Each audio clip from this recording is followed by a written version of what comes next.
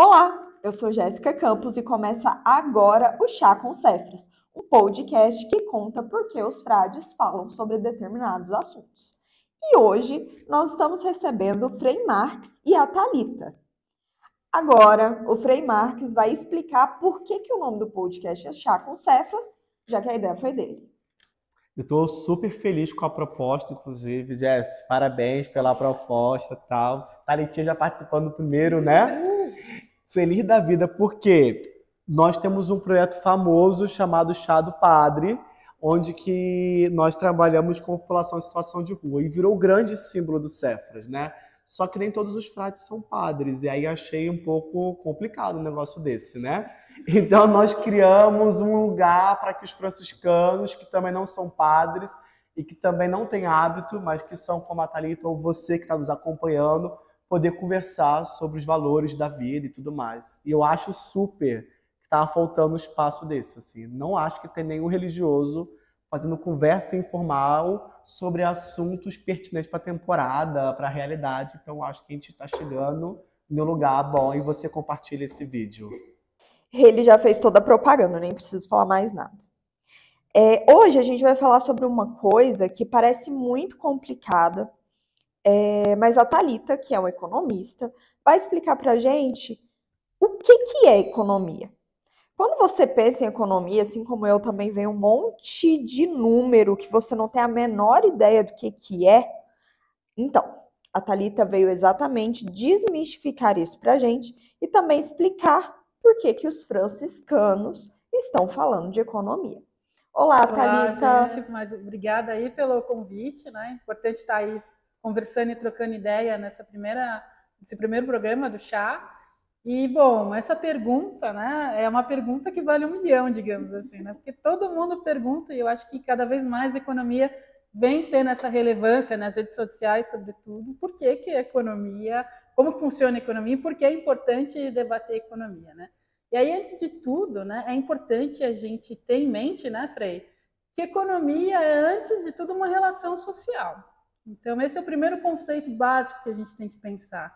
E aí, na economia, quando a economia, que é, hoje em dia, né, nas relações sociais, uma economia monetizada, né, o que ela impacta na nossa vida, né? O que a gente tem que fazer para se relacionar numa economia monetizada? Ganhar dinheiro, né, gente? Então, é essa a questão, né? A gente organiza a nossa vida para conseguir uma renda, para a partir dessa renda estabelecer as nossas relações sociais. E é a partir dessa contradição que a gente vem conversar um pouco da economia, né? Sobre o que essa relação que hoje a gente vive estabelece para nós.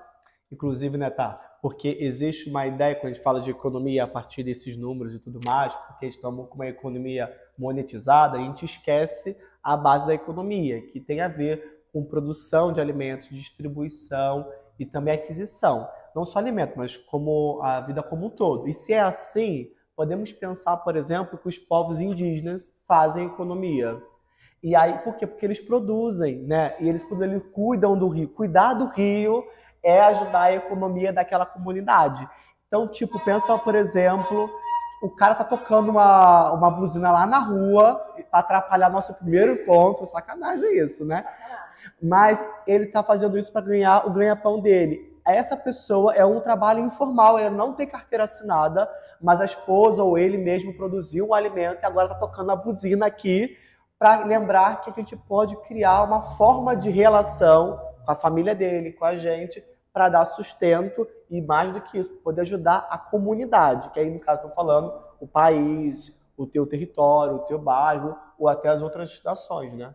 Exatamente, Frei. E o nosso nó econômico está justamente nessa contradição.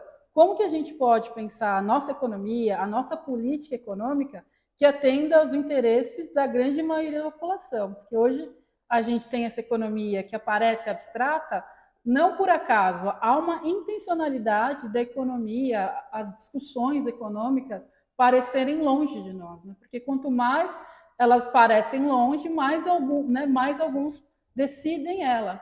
Então, fazer com que a economia esteja perto de nós é tratarmos ela de como ela realmente é. Ela define as nossas relações sociais e ela é fundamental para a gente estabelecer as nossas relações sociais. E a partir daí, né, dessas relações sociais, o que determina? Né? A gente vê hoje que as nossas relações sociais estão invertidas. Né? Por quê? Porque a nossa política econômica ela está hoje definida para atender a interesses de alguns setores da sociedade. Né? Quando a gente vai debater orçamento público e a gente abre a caixa de Pandora, para onde está sendo transferida a grande parte dos nossos recursos, dos nossos impostos, das nossas tributações?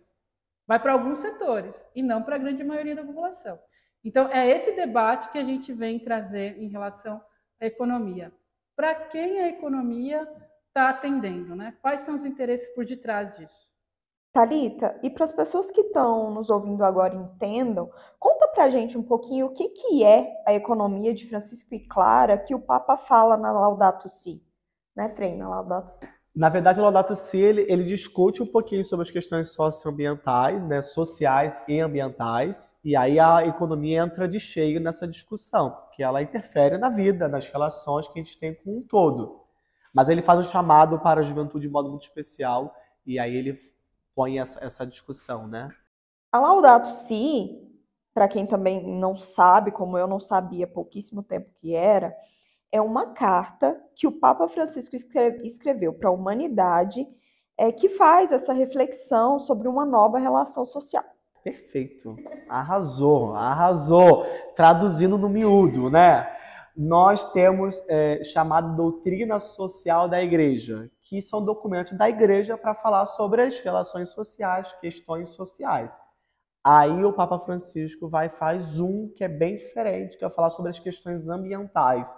E o povo fala assim, tu escreveu uma carta verde, ambiental. Aí ele falou, não, eu escrevi uma carta social, porque na verdade nós e o papagaio e a água e todas as formas de vida e todas as formas de se organizar nesse mundo, tá tudo interligado, né? E aí surge essa proposta. Exatamente. E existe também o conceito de economia de Francisco e Clara, que é pensada com essa visão de mundo diferenciada de São Francisco e de Santa Clara. E aí, Thalita, quando eu penso nos números em geral da nossa economia e vejo 33 milhões de pessoas com fome, eu imagino como que essa concepção de economia poderia ajudar nesse cenário. Legal, Jess. Eu acho que é importante primeiro a gente falar o porquê do chamado, né? Uhum. O chamado do Papa Francisco foi feito em 2019, no qual ele conclama a sociedade, né, sobretudo a juventude, a se pensar outras formas de relações econômicas. Né? A gente falou no começo que economia é, antes de tudo, relações econômicas, né? E o Papa, né, no movimento profético, né, a gente pode dizer que nessa última década ele vem trazendo sinais para o chamamento de se pensar uma outra forma de relação econômica. Né? A gente tem na carta da exortação Evangelho Gaudium, que ele traz lá os 3 não. Né? Não economia que exclui, não economia que mata e não economia da idolatria do dinheiro. Né? E aí ele faz o chamado, precisamos de uma igreja às saídas. A partir disso, ele vai construindo essa, digamos assim, relação social da casa comum, que ele vai encontrar com os movimentos sociais em 2015 e vai estabelecer os 3 T's do chamado e, digamos assim, de uma experimentação do que seria a própria Laudato Si, que ele vai falar, precisamos, né, juntamente com os movimentos sociais, reconhece os movimentos sociais como um ator político importante da sociedade e vai puxar os 3 T's, né, de terra, teto e trabalho. E a partir do mesmo ano, em 2015, vem a Laudato Si, e a partir dessa década de 2019 ele faz esse chamado, né, de denúncia. A gente fala, né, os economistas que acompanham a economia de Francisco, tem uma leitura que partes da Fratelli não, da Laudato Si, são tratados econômicos, né, de tão profundo o debate e de uma apropriação dos termos econômicos e o porquê que essa economia que o Papa fala, né, financiarizada, traz as chagas e as contradições que hoje a gente vive. Então, é nesse sentido que a gente vem trazer, né, apontar as contradições e dizer que, sim, há uma outra forma de estabelecer formas econômicas, porque a economia é, antes de tudo, a forma que a sociedade se organiza para viver. Se a gente Então, muda o volante, pode possível. mudar outra Exatamente. proposta. A questão é quem está à frente do volante, né, Frei? E é bom lembrar também que, por exemplo, nós achamos que o Brasil está ruim economicamente. Isso é um jargão ad eterno, né? Mas não é plena verdade. Nós não somos um país pobre, né? Ainda há pouco tempo atrás nós éramos a 8ª maior economia do mundo e hoje parece que nós estamos a 10ª maior economia do mundo. O que nós somos é que nós somos uma economia baseada na desigualdade social. O Brasil tem uma desigualdade social absurda, insustentável. É tão desigual, inclusive comparado com os países da América Latina. Até para essa realidade é muito desigual, porque a gente está em uma riqueza muito maior do que eles e uma capacidade de ter disparidades econômicas grandiosas. Como isso? Onde você imaginaria que a 10ª economia do mundo, né, na frente de diversos outros países, tivesse mais de 33 mil pessoas passando fome? Milhões. Pessoas na rua do Rio de Janeiro comendo e chupando ossos. É isso, né? Então, essa proposta, que é essa forma de olhar o mundo, que a economia de Francisco Clara, que eu, Thalita e outros grupos participam, começa a questionar. Então, quais são as relações sociais que a gente vai estabelecer para mudar esse volante e fazer que a nossa economia não cresça tanto sobre a desigualdade e sofrimento dos mais pobres? Essa forma de pensar é possível. E quando a gente fala nesses 33 milhões, a gente precisa lembrar que foram agravados pela pandemia. E no momento que a gente mais precisava de ter políticas públicas para, de certa forma, diminuir os impactos pandêmicos, foi o contrário, né? A gente não teve ali o suporte e a assistência necessária que levou essas pessoas para a rua, porque perderam seus empregos e não tiveram nenhum aporte do Estado, né? Quando se deveria. Então, é essa questão, né? O porquê que a nossa economia não consegue atender os interesses dessa parte da sociedade, né? Não é possível, né? É essa questão, né, que a gente coloca. Conta pra gente, então, afinal de contas, qual que é a raiz dessa concepção econômica de Francisco e Clara e o que muda na visão geral sobre a economia que a gente vê hoje em dia de capitalismo, de elite. E lembrando que São Francisco tinha uma dedicação enorme aos mais vulneráveis. Como que essa economia se mostra mais viável, inclusive ecologicamente falando? Desculpa só interromper, porque eu acho que vale a pena o povo lembrar um pouquinho, porque São Francisco é importante para isso, porque ele é chamado para isso. Primeiro que o Papa, o nome dele é Francisco, não à toa, né? Então, por isso também, né?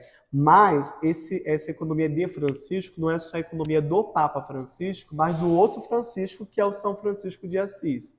E São Francisco de Assis nasceu em 1181, e naquele período, então, existia toda a grandeza do movimento burguês que acontecia e tudo mais. O pai de Francisco era um grande comerciante de tecidos, pegava tecidos da França e comercializava, então era um homem muito rico, inclusive parece que entre os burgueses daquela região, ele possivelmente era o mais rico. Clara de Assis, entre a nobre, né, a nobreza era a mais rica, e chega um dado momento que ele faz algumas experiências de vida, inclusive na cruzada. Então é pensado que a cruzada não só era um combate contra o povo que tinha uma outra fé, mas também empreendimento econômico, né? E nesse empreendimento econômico de morte, ele vai preso, ele fica lá preso numa situação complicada, e tudo começa a ficar muito estranho para ele, de tal modo que ele começa a pensar um outro modelo de vida, e ele vai, então, romper com essa proposta. Depois, um outro dia, a gente conversa mais sobre isso. O fato é que no frigir dos ovos, ficou insustentável a vida dele, a proposta de vida dele com o pai dele. E aí ele sai da casa paterna, numa praça pública, ele tira a roupa, né, que tinha a ver com status sociais na época, e ele vai, então, morar com os empobrecidos. Especificamente, São Francisco fez um rompimento econômico e ele migrou da alta capacidade de produzir economia do seu pai, do grande comerciante, e ele foi viver uma outra economia, uma outra relação junto com os mais pobres e vulneráveis que nem fazia parte da cidade. Cidades medievais eram moradas, ele sai da cidade. Então, o Papa Francisco, essa economia, grosso modo, quer nos colocar junto aos mais vulneráveis e, com eles, propor uma nova economia. Perfeito, Frei. Eu acho que o Frei trouxe o gancho aí, né? Porque quando a gente fala de Francisco e o porquê que a economia de Francisco e Clara pode nos apontar para outras formas de relações econômicas, tem a ver com esse, de certa forma, esse desprendimento, né? Porque se a gente for pegar no grosso, a crítica do Papa Francisco é uma crítica do consumismo, né? Uma crítica dessa forma que a relação econômica hoje impulsiona as pessoas a consumir por consumir, sem refletir o porquê está consumindo, e vira uma engrenagem, né, sem controle, né? Hoje a gente vive uma sociedade que ela olha para as coisas, para as relações coisificadas, né? E de certa forma pega essas relações coisificadas e fala que essa é a forma ideal de viver, né? E quando a gente vê pessoas excluídas, sem emprego, sem condições de vida, porque não tem acesso a uma renda para viver essas relações, digamos assim, coisificadas. E quando a gente fala coisificadas é porque no centro dessa relação não está a vida, mas está o predicado, né? Estão as coisas, o consumo. Então, quando a gente fala que a economia de Francisco e Clara aponta para uma outra forma de relação social, a gente está fazendo um chamado do campo do paradigma, né, Frei? Exato. É o campo da relação onde que o ser humano e a vida na sua plenitude, na sua integralidade, seja o centro das relações. Então, é um chamado de mudança de vida. A gente não vai conseguir mudar a sociedade se a gente não faz aquela revolução, né, individual. Então, é esse chamado, né? E para se pensar também as políticas públicas, né, de modo geral. E aí, desculpa, eu estou interrompendo você, né? Não, mas, por exemplo, inclusive, tipo, quem acompanha agora pode pensar, então vocês estão prevendo uma nova economia, vai acabar a economia vigente? Talvez não necessariamente, mas quem sabe possa, né? Porque isso é mais próximo do que a gente imagina. Por exemplo, quando a gente fala de produção de alimentos, né? A produção de alimentos vai lá no mercado, lá comprar com a dona Tereza do mercadinho, né? Ela comprou de um grande produtor, geralmente, né? E esse grande produtor, ele é um produtor... Meu Deus do céu, gente. Tá caindo tudo. As coisas aqui. Ela ficou emocionada com a reflexão. Vocês sabem que a gente tinha pensado em quebrar a parede e ter uma produtora. E aí é ela. E aí ela resolveu estrear a proposta dela, derrubando tudo no chão. Então seja bem-vinda. Bem-vinda. Né? Então... O pequeno produtor facilitou, né? E aí significa o seguinte, que a gente pode, o grande produtor, geralmente ele produz muito alimento, mas ele produz muito alimento geralmente com uso de maquinário, ou seja, não gera trabalho, e geralmente ele usa também os grãos transgênicos, ele usa um excesso de veneno muito grande. Quase sempre esses alimentos, além de ser produzido em larga escala, ele também não tem a finalidade de matar a fome do brasileiro. Então, se a gente pensar, por exemplo, essa oitava economia, né? Nós temos a nossa grande economia baseada no commodity, ou seja, na venda e exportação de produtos e matéria-prima para o exterior, entre eles os grãos. E nesse sentido significa que se você de Santa Catarina, do Paraná, no interior de São Paulo, e você tem sua fazendinha lá, é essa forma de economia que a gente apoia. O que a gente não entende que daria certo são essas economias tão grandes, essas produções, que para você conseguir ter noção do tamanho, você tem que pegar um avião e viajar de avião, né? É quando os outros falam assim, então vocês são contra. Não, é a sua que a gente apoia, é bem essa. A exploratória, né, Frei? Que é essa que desmata milhões e milhões de quilômetros para plantar só um tipo de grão. Por exemplo, a soja, que eu acho que é a que mais se planta no país, que é extremamente diferente da agricultura familiar. muito mais sustentável, que planta vários tipos de grãos e de verduras. E aí, na minha visão de leiga... Gente, vamos romper com esse negócio de leiga? Você que para de falar que é leiga, porque leiga necessariamente dizer que não é clero. E aí você estabelece que os padres são os que sabem e os leigos são os que não sabem. Eu não sabia disso. Mas o padre sempre sabe, mano. Né? Então, mas beleza, voltando um pouquinho, então aí alguém que está falando, né? Como alguém que não estudou sobre o assunto e está falando, a economia de Francisco e Clara prega que a gente estabeleça uma nova relação com o que a gente compra. Estou muito errada? É por aí, assim, né? E concordo com o Frei. Aqui não tem ninguém leigo, todo mundo tem os seus conhecimentos, né? Vamos numa perspectiva de Paulo Freire, né? Cada conhecimento tem as suas contribuições. É por aí mesmo, Jazz. Eu acho que quando a gente fala da economia, da agricultura familiar, é importante lembrar que ela, né, a agricultura familiar, abastece hoje grande parte do nosso mercado interno de consumo. Né? E ela é relevante, né? A gente viu aí nos dados, a agricultura familiar hoje é a principal produtora, né? As agroindústrias ligadas aos movimentos sociais, sobretudo MST, são as principais produtoras de arroz orgânico e exportam. Né? Por que a gente não está tendo esse acesso no mercadinho desses arroz? Por conta de uma política econômica que não favorece o nosso consumo desses alimentos. Né? Então, olha aí, mais uma vez, a política econômica, de certa forma, decidindo as nossas relações, né? Que a comida também tem a ver com as nossas relações sociais. E, né? tipo, exemplos, por exemplo, consumindo lá embaixo, próximo de você, nessa relação familiar. Você ajuda uma família que está produzindo alimento, você diminui o trânsito desse alimento, então você diminui o uso de petróleo, né, que é a relação do combustível, você diminui, então, os poluentes na terra e você também diminui também os gastos ligados ao veneno, porque quase sempre, no caso aí, são os materiais orgânicos e tudo mais. Então, só de você consumir com o verdureiro do teu bairro, você ajuda isso. E aí, por consequência, a economia circula no território. E aí, aquele cara que vai ganhar o dinheiro vai ajudar o comerciante do teu território, o teu bairro vai ter menos desigualdade social e vai ser mais autossustentável só de consumir de um produtor próximo. É uma revolução.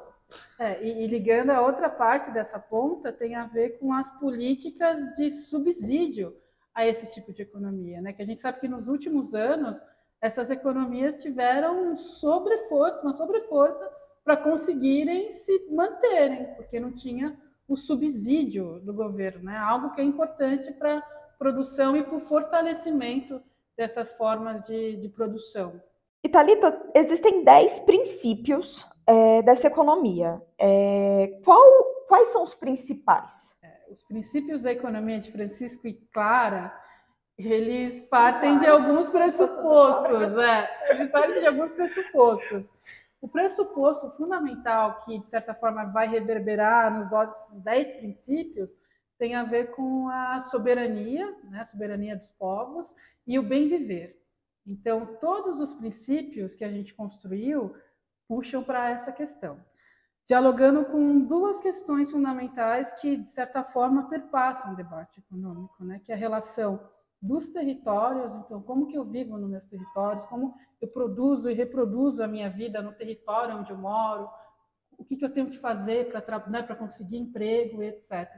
E, a partir disso, como que essas relações que a gente disse agora, né, dos territórios, da produção interna, conseguem estabelecer laços econômicos, e não só econômicos, né, mas tem a ver com a questão da cultura, a questão da educação, com tudo que, de certa forma, determina a minha existência social naquele espaço, para aí sim a gente debater as políticas públicas de modo geral. Né? Então, os dois princípios que determinam são esses que eu disse, né? A questão da soberania e o bem viver dos povos.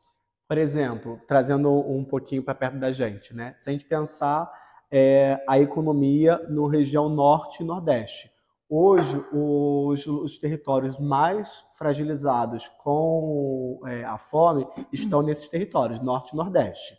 você tem um crescimento ali da parte do centro-oeste para a região do norte da pecuária. E aí essa proposta desse grande comércio, que não é do pequeno, não é do que tem o seu boizinho, não. É a galera que tem muito dinheiro, muito capital, né? Eles desmatam a Amazônia para poder produzir essa carne. Qual é a consequência disso? Nós temos, aí tem a ver com o que você está falando do cuidado com o meio ambiente. Você tem o início de uma mudança do sistema da Amazônia. Ele começou a um processo de desertificação. Imagina a Amazônia ficar deserta? Então, está começando já esse processo. Número 2, você tem, então, o cultivo de carne bovina lá naquele lugar. Se você vê, o povo não come carne bovina lá. O consumo de carne bovina é muito pequeno. Para poder produzir essa carne, eles estão envenenando os rios, que é a principal forma de proteína daquela população, que é do pescado. Você tem o extermínio dos povos indígenas, o bem viver. Então, as pessoas estão morrendo porque estão avançando para lá. E mais do que isso, você tem um desejo, e aqui talvez fica uma grande proposta, né? Você pode gerar uma economia baseada em outra forma de alimentação, meu anjo. E eu não estou falando necessariamente que você tem que parar de comer carne, né? Você pode comer peixe, pode comer outras coisas. Se você olhar bem, a Amazônia poderia produzir muito alimento. Tu pensa a potência da Amazônia, tudo que ela tem de frutos, de alimentos variados.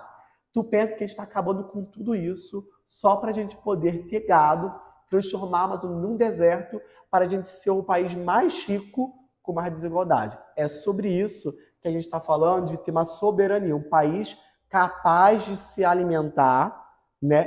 Uma economia que resolve o problema do país e, ao mesmo tempo, que ele tenha relação com os povos, que é isso, respeitar aquela forma de vida do meio ambiente das pessoas que moram lá. E não faz sentido a gente falar em país rico se uma grande parte da população passa fome, né? E nessa economia que a gente está frisando aqui, de Francisco e Clara, ela quer mudar essa percepção também como uma forma de salvar as novas gerações, porque se a gente sair desmatando tudo para plantar soja, não vai sobrar planeta para as próximas gerações. E por isso, por ser tão importante, é que vai acontecer um evento em Assis só falando sobre a economia de Francisco. E a Thalita vai para a Itália para nos representar. Exatamente, Jéssica. Tem que falar espanhol, porque vai ter gente aí, ó. Olá! Portunhol, né? A gente vai falar um italiano.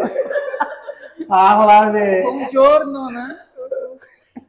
Gente, a gente vai estar lá. Esse encontro, que deveria ter sido realizado em 2020, né, e por conta da pandemia foi adiado, vai ser realizado agora em setembro, entre os dias 22 e 24 de setembro. Vão estar reunidos ali pessoas que constroem a economia de Francisco e Clara mundialmente, né? E se em 2020 a gente iria se encontrar para pensar formas de intervenção na sociedade, hoje a gente vai estar partilhando formas, né, e experiências do que todos os territórios vêm fazendo, né? Então a gente vai estar indo com uma ótima perspectiva, assim, né, de estar contribuindo nesse debate e também apresentando para o mundo aquilo que o Brasil vem fazendo com essa agenda da economia de Francisco e Clara, que está bombando aí, gente. Tamo indo, né? Inclusive, eu queria até dizer o seguinte, que, por exemplo, nós do Brasil, desculpa os povos vizinhos, né? A nossa responsável por derrubar o cenário, né? A Gabi, ela fala espanhol. Dá um oi em espanhol pro povo. Olá, vecinos! Como estão? Pede desculpa pra ele, porque eu, né? Eu vou me gabar aqui. Perdão, pero nosotros en Brasil tenemos un poquito más de ganas de hablar de eso. Porque o que acontece? Nós tivemos a intuição de botar Clara na conversa. Então, não sei se outros países acho que não tem, mas pode ser que tenha até, né? Que nós estamos falando de uma economia de Francisco e Clara. E por que eu estou botando agora a Clara? Para dizer o que o Brasil está propondo de economia específico. O primeiro é colocar a mulher na história, na jogada, para conversar. Santa Clara também tem uma proposta de economia, como São Francisco, que a gente pode um dia gastar mais tempo com isso. Mas as mulheres, por exemplo, elas são muito importantes para pensar a economia no nosso país. Pensando, por exemplo, que o maior número de lares com desnutrição ou com algum tipo de insegurança alimentar são de mulheres que estão comandando a economia de sua casa, quase sempre mulheres pretas e de periferia. Então, botar Clara na jogada é poder conversar com Santa Clara de Assis, uma grande mulher. Gente, tem que ler Santa Clara, maravilhosa, né? Nunca errou na vida. Santa Clara, para poder conversar um pouquinho sobre essa realidade que tem muito a ver com o que o Brasil está vivendo. Então, esse é um primeiro grande projeto. Depois a Thalita pode falar um pouquinho mais sobre isso. Mas o segundo grande projeto, nós não queremos só que que a gente viva um capitalismo menos desigual. Existe essa proposta de um capitalismo mais ameno, que de repente já é um caminho. Tem muitos que estão propondo isso. Mas nós estamos propondo outras economias. Nenhum mundo pode ter mais de uma economia. Nenhum país pode ter mais de uma economia acontecendo no mesmo tempo. É isso, é a economia da tua casa e a economia do presidente do país.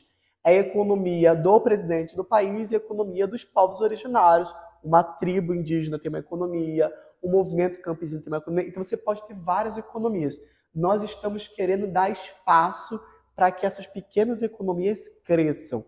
E, mais do que isso, nós estamos discutindo muito uma economia que seja justa e ética. Ou seja, é justo uma economia que a gente é a 10ª do mundo e com muita pessoa passando fome? Não, não é justo. Se você respondeu sim, vamos voltar 2 casas, né?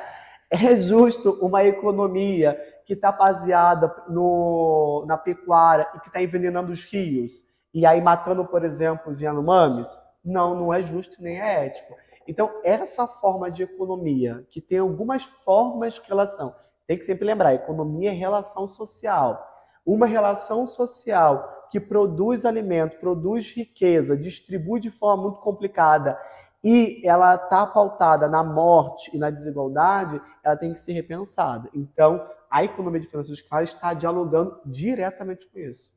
Exatamente, Frei. Eu acho que eu só tenho algo assim a complementar, quer dizer que ao longo desses últimos 2 anos, a gente criou aí, de certa forma, 3 eixos estratégicos que a gente vem, né, trabalhando na economia de Francisco e Clara, né, que é a questão da formação. Então, a gente visa que todas as organizações e pessoas que estão construindo a economia de Francisco e Clara consigam partir e fazer essa formação de se pensar a economia, o que é essa economia, né?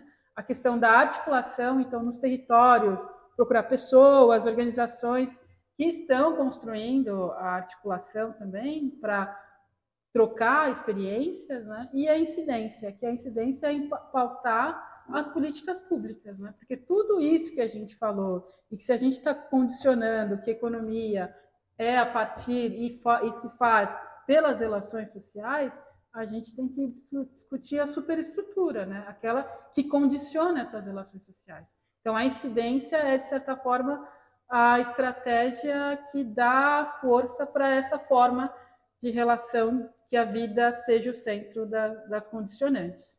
E, por mais, assim, dizer que quando a gente também fala de Clara, tem uma leitura, principalmente dos movimentos sociais e das ONGs que atuam nos territórios, que quem puxa os trabalhos, né, de atuação, de defesa dos direitos humanos são as mulheres, né? As principais lideranças são as mulheres que participam, que levam, que fortalecem toda a mobilização territorial. Só que na hora das decisões, elas não são as que sentam para fazer essas decisões, né? Não são elas que estão participando disso.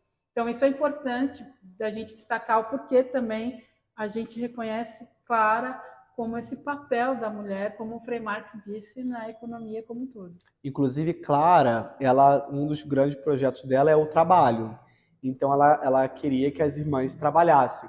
Não vou poder me alongar muito, também não sou grande especialista, a gente pode até chamar uma outra pessoa que é especialista, fica aí a dica, né?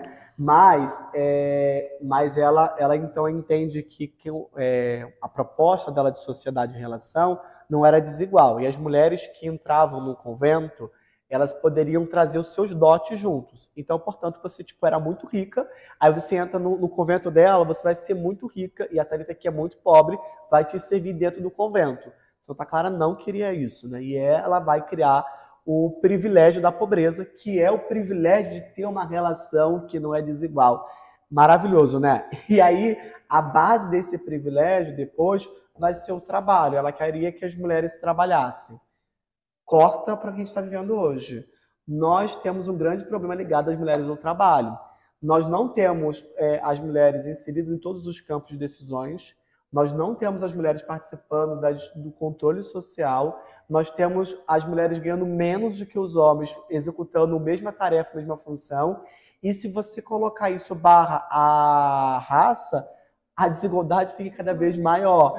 Então, Santa Clara, quando ela vai entrar com essa história para a gente, para a Economia de Francisco e Clara, do lugar da mulher trabalhadora, né, que não quer o privilégio da desigualdade, para a disponibilidade de Santa Clara, é acabar com a desigualdade. Ela propõe uma nova forma de pensar, e para o Brasil tem tudo a ver, porque a gente tem mulheres não aceitas tão facilmente no mercado de trabalho, e quando aceita com desigualdades salariais, desigualdades salariais barra raça, desigualdade salarial inclusive no trabalho, inclusive de interação. Existe um grande volume de mulheres que sofrem algum tipo de violência no trabalho quando elas são chefiadas por homem. Então, isso é um problema seríssimo, né? Que a gente tem que pensar, e acho que a Economia de Francisco e Clara propõe uma nova relação, que é uma nova economia também, né? A Economia de Francisco e Clara vem para colocar o dedo na ferida e apontar as contradições e pautar políticas públicas. Chegamos, mas a gente é com muita tranquilidade, franciscanos, a gente vai falar com muita sinceridade com vocês, mas a gente quer a bem-querência. A radicalidade da solidariedade, né? Arrasou, nossa, deu um chavão agora, né? Radicalidade, isso, ser solidário de tal grau que tudo muda. Exato. Não necessariamente precisar tacar fogo em ninguém para poder fazer isso. Não é a nossa intenção, tá? A gente não quer queimar ninguém. Mas a gente quer que as pessoas radicalizem a solidariedade. Acho massa, adorei essa mensagem. E aí, de tal modo que a gente consiga construir outras formas de economia, ainda que a gente não mude a macroeconomia, mas que a gente dê espaço para essas, para que ela possa mudar já o micro, porque existem pessoas que não podem esperar. E a gente tem isso, é muito claro, e nós trabalhamos no Cefras justamente com isso. Trabalhamos com população em situação de rua, pessoas vulneráveis, trabalhamos com pessoas na Amazônia vulneráveis, então essas pessoas não podem esperar. E por isso nós não vamos arredar o pé, vamos falar cheio de gentileza que a gente precisa mudar a economia daqui, radicalizando a solidariedade. Muito obrigada pela participação de vocês aqui no nosso primeiro episódio do Chá com Cefras. E eu quero falar que todas as informações, a cartilha que nós fizemos sobre os 10 princípios da Economia de Francisco e Clara vão estar no box de informação. E se você quiser ajudar o Cefras, que é uma organização social que luta contra a fome e a favor dos direitos das pessoas mais vulneráveis, você pode nos ajudar no site, pelo nosso site, né? www.cefras.org.br, e também você pode fazer uma contribuição pelo nosso Pix, que é o cefras@cefras.org.br. Nos encontramos na próxima sexta e até lá. Até lá, paz e bem. Bom chá.